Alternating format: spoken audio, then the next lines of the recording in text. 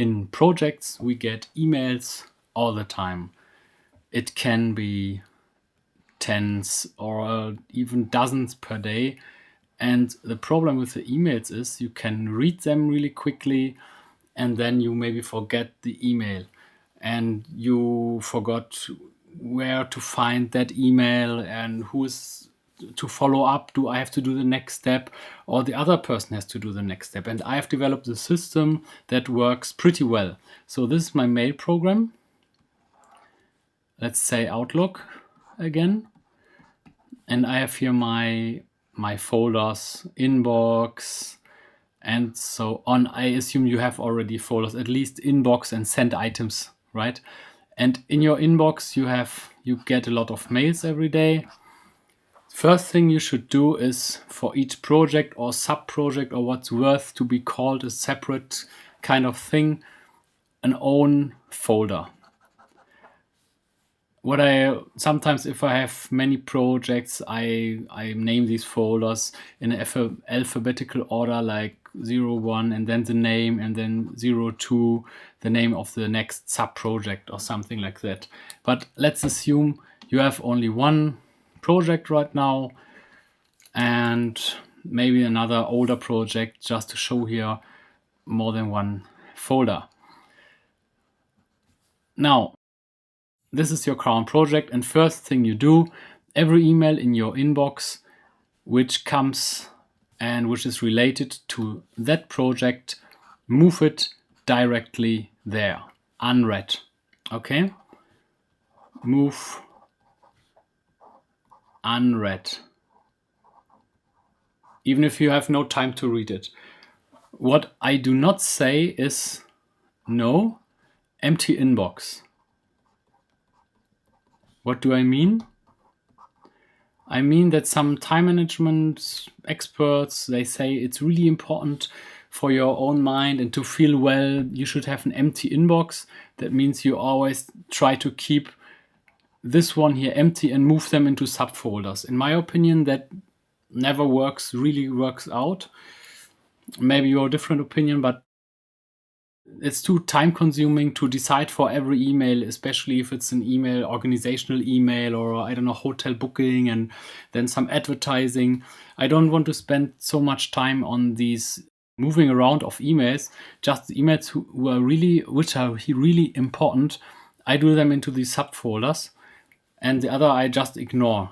I have a really large inbox and I like that kind of, because organizational mails and so on can be really easy searched by me. Okay, now I have all these emails in my inbox.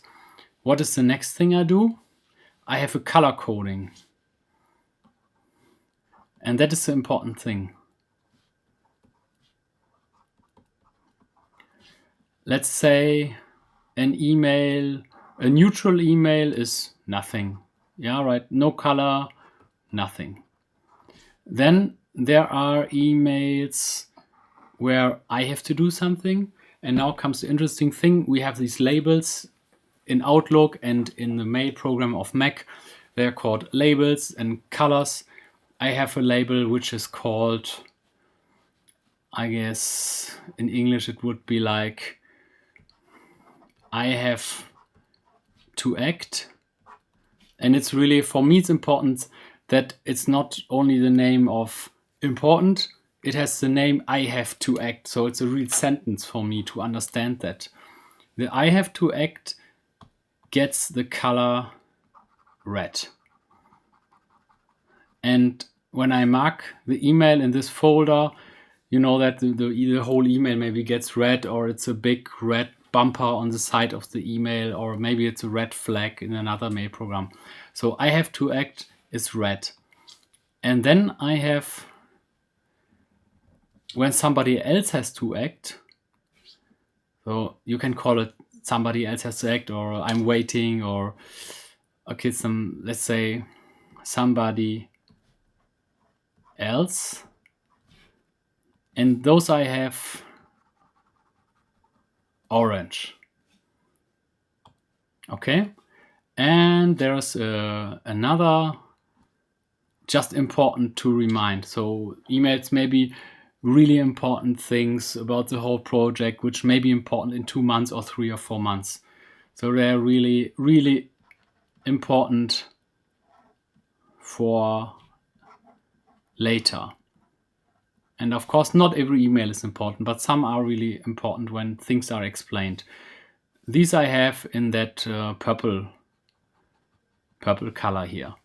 So I have 3 colors. I have red, I have orange, and I have purple.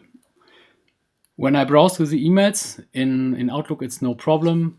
Then you can filter, assuming that you are now in this folder. So now the color coding doesn't work anymore because I colored all them in purple. So now I am in the folder, let's say, of that project, and I have a lot of emails with different importance or color coding. These are red and red, and let's say one purple one and one orange, or 2 orange. And important from these orange ones is that's in most cases the orange ones are sent items by myself. And that means that after I send an item to somebody, can you please do that? I immediately move that item into the inbox, into the subfolder of that project. Move sent items. Yes, and assuming that this whole window is project folder. What you can do is you can just filter, and that's what I do very often. I filter just on orange, for example, then I get only these ones here highlighted and the others just disappear. Then I see what I am waiting for, who I am waiting for, or I do the same thing with what I have to do. And in my opinion, that works out really, really well. Maybe in the long run, when you think, I'm waiting for that other person, where's the email again? There the email is again. Or what do I have to do? And the goal is, of course, to unmark them. After I have done the red, I will, of course, remove the red color here. And the orange ones, if you're good, trying to be a good project manager, you can also unmark them after the other person has done it. But I don't do that very often, to be honest, because there are too many things you ask from other people. And for me, I have that task management in a different tool. I don't do that in Outlook. It's just if later I want to see that email, what did I request from somebody else, I can find that email very easy. And the purple ones, of course, they keep their color all the time because they will be important always. I do that system for many years now, I would say 5-6 years, and I'm super happy with it.